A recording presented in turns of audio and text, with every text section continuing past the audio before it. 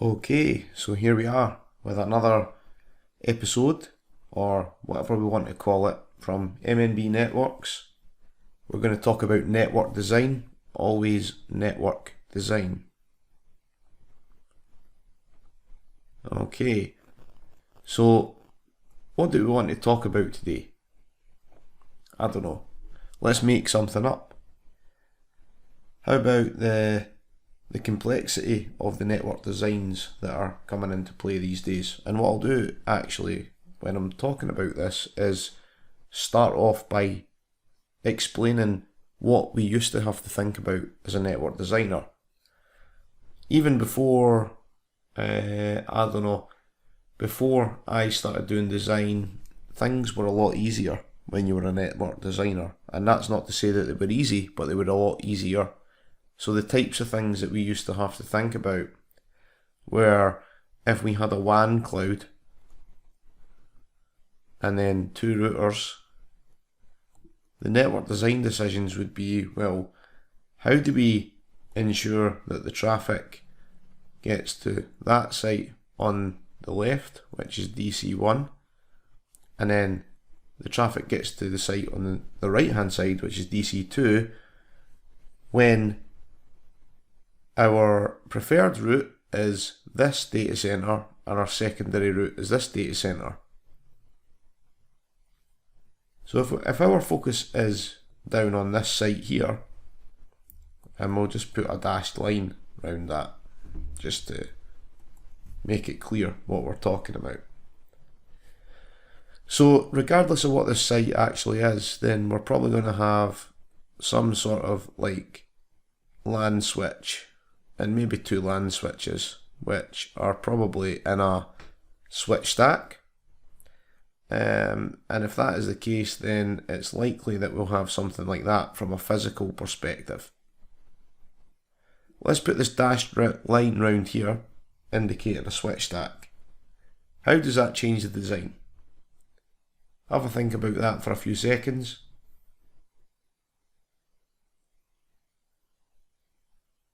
Well, the answer to how it changes the design is it depends. IT depends. And what do we mean by that? What we actually mean is that where we go next with this particular design, it depends, not IT depends, as I was being a bit sarcastic there, but it depends on what we actually want to do. So all we know at the moment is like there's probably some applications over this side, and then there's some applications at this side.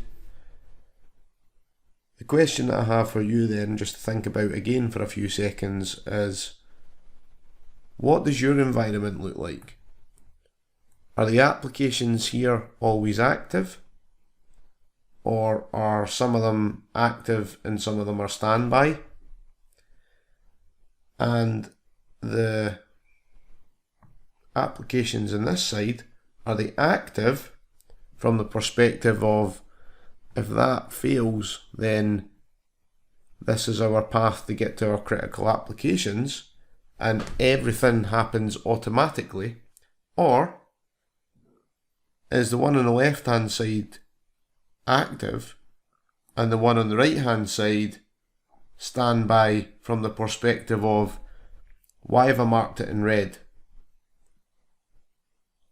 The reason that I've marked it in red is because we might still access, if this goes out of service for whatever reason, then we might need to access the application over this side. If we have to access the application over this side, we might need to do something. Now, don't ask me what something means, just that we have to do something. So when I say do something, I mean that the server team might have to do something, the storage team might have to do something. It's not always just the network, because the network can typically converge where if in normal operations our traffic flow goes like this, but then for whatever reason that traffic flow is no longer available, like we indicated in red, then the traffic flow needs to almost instantaneously these days go to the applications that way. So the network is not normally the problem, because we can typically tune the network to converge in 1 second. So under this is called sub-second convergence. I'll just say conv. Okay. Alright, so we've got this scenario where we have a challenge that we want to go to apps in data center 1, and then if that fails, we go to the apps in data center 2. Let's quickly draw that topology out again and talk about some of the things that we might want to do and might not want to do. Okay, so here's the data center 2 and data center 1 over here. We have, and these are all, that's a separate building, that's a separate building, and this is a separate building. Okay, and this might be a MPLS, or it might be an SD-WAN, and how we actually deal with the routing or internet-based VPN, and you get the picture. It could be multiple different ways of connecting the 3 sites, but what we want to focus on is what happens down here in the site. So let's draw a couple of switches in. Switch 1, switch 2, and then this is a stack. And it doesn't always have to be a stack, but that's the most common way of connecting things these days. And if we draw in 2 physical links, just to get the routers, if we call this CE1, customer edge 1 and customer edge 2, then we have 2 links into the stack, and CE1 might go to switch 1 and CE2 might go to switch 2 physically, but it looks like they're going to the same device from the networking perspective. Okay, now if I ask you to do the old wait for a second and think about what else do we need to think about here, you tell me. Put it in the comments. I don't know. What we need to think about here is a couple of things. So, or maybe more than a couple, but we want to understand what the traffic flows are. So TF is traffic flows. We want to think about security. What else do we want to think about? We want to think about routing protocol. And we want to think about functional requirements. We want to think about any constraints that we might have. So the constraints might be that there might be something downstream that doesn't support EIGRP or something. That's just an example. But let's just focus on switch 1, switch 2, CE1, CE2. There's multiple different things that we can talk about and can be up for discussion in this type of design. The first thing is, if we want to get out of this site and get to either DC1 or DC2, and we have a computer here, this is just a PC or a laptop, what's the first thing that we need to think about from the end user's perspective?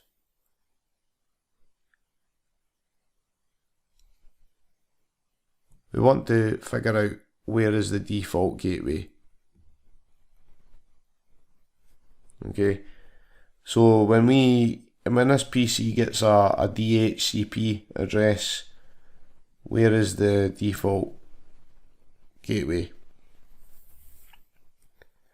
Now, we can then say, okay, the default gateway is on the switch, or the default gateway is on this router on its own, or we can say the default gateway is on this router, or we could say that the default gateway is actually, forget that one,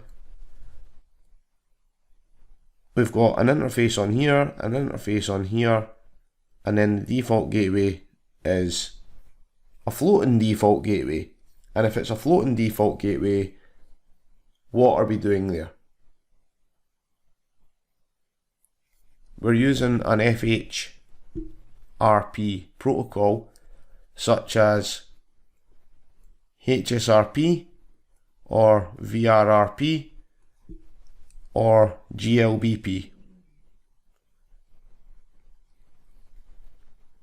And then if I was to ask you why we would use one of these first hop routing protocols, what would your answer be from a design perspective? What might drive that as potentially a constraint?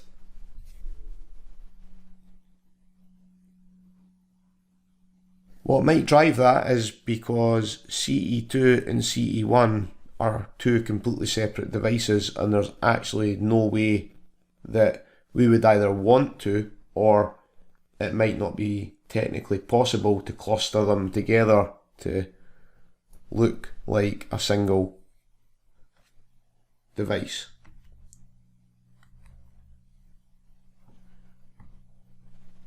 I'll just delete that part though. Okay, so that might be a reason why we would want to do that.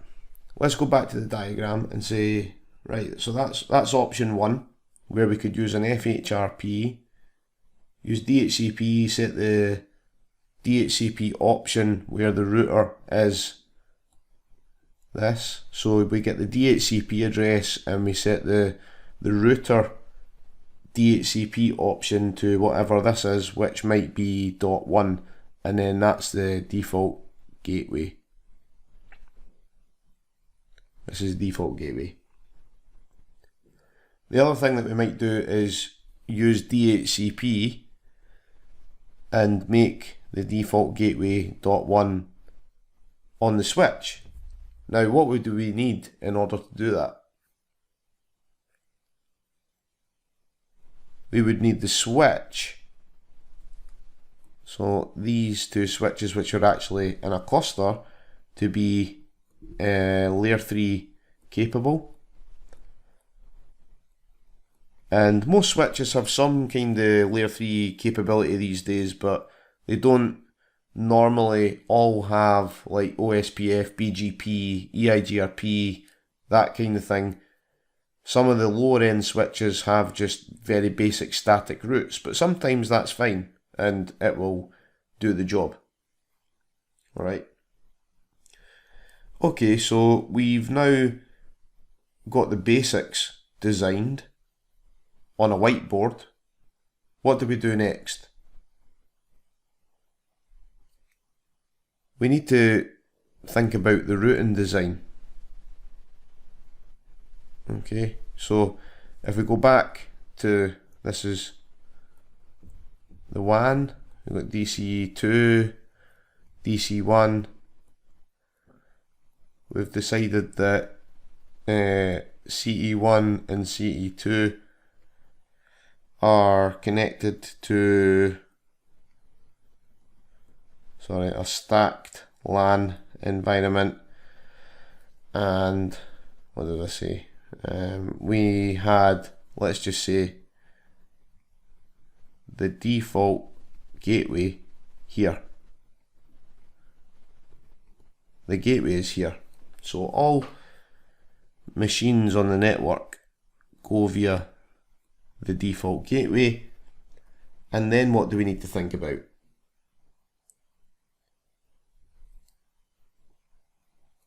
Giving you a couple of seconds to consider the options here. What we need to think about is, like, if we hit this default gateway, which is here, what do we do after we reach these switches?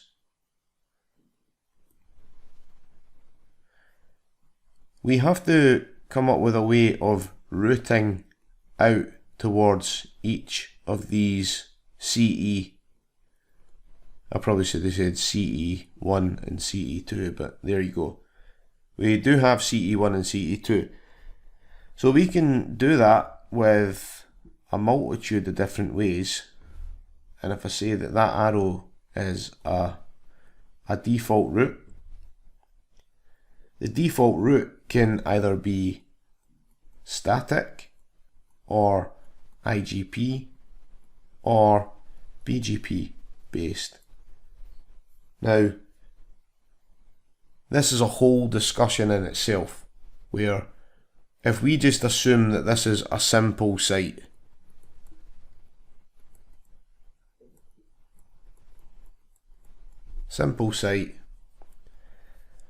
what one would you pick?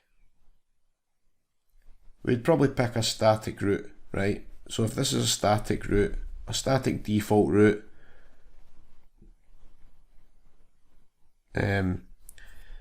we have a static route where on the way out it's slash, it's not slash 32, you know what I mean, 255.255.0 is the default, and the subnet mask is all the 255s, okay? So that's what this static route is basically standing for. What do we need to do next? So now we've got a default gateway and we've got a static route here and here pointing to both interfaces. So we've actually got 2 times static routes out of the network. Then what do we need to consider? We need to consider routes back from CE2 and CE1 in order to get to this local area network. So let me colour that slightly differently, just so that it's easier. So in order to get to the blue network, we need routes back to the blue network. So if that's 10/8, then the next hop is this and this. Okay, so if we're coming in from the data center that way, or if we're coming in from the data center that way, then we have next hops of here, and then this subnet is directly connected.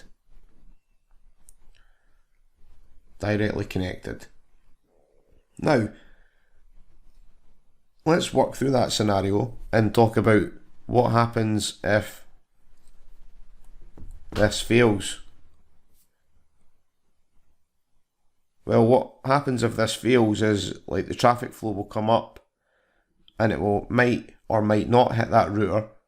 If it hits that router, then it needs to get here to get out to either data center 2 or data center 1 over the WAN. So how do we achieve that? We can achieve that by having some sort of track to this. So if it goes out of service, then we automatically come this way. Or if I take some of this out, I'll draw the router back in because that will help. So if we still have the router there, the other thing that we can do is put a routed link over here, because if this link is in place and this link is in place and they're both physically up, but this link fails, however the router is still up, it should have been green. If the router is still up, so this router is still up but the up link is failed, then if I go back to the blue traffic flow, what we want to happen is that the traffic will come up towards CE1 from the LAN, and it will know that this router is still alive, so it will come up to this router then it will route across the routed link and then up to the WAN, and then if data center 1 is still up, it will go like that. Okay, so this has been about a 20-minute video. We work through these types of problems, and what are we trying to achieve here? What we're trying to achieve here is to preempt all of this stuff happening. So a network designer's responsibility is to make sure that you design the network and all of these things have been considered. And if not all of them have been considered, then we really want about 85 to 90% considered. And if you don't have 85 to 90% of this covered in your network design, then it probably needs to be looked at by somebody else. Okay, so if you're experiencing outages, or this is like just a basic single site network design. If you're experiencing outages on your wider network and it's being affected by some of these things like a single link or a single router or a routing protocol configuration issue or something like that, then maybe it's something that you need to look at and review your network design. I hope you've enjoyed this video. I hope it was informative, took you on a little bit of a journey there, but as I say, it should be helpful to those aspiring network designers and maybe some who have been doing it for a while. Okay, thanks very much for watching and take care. See you next time.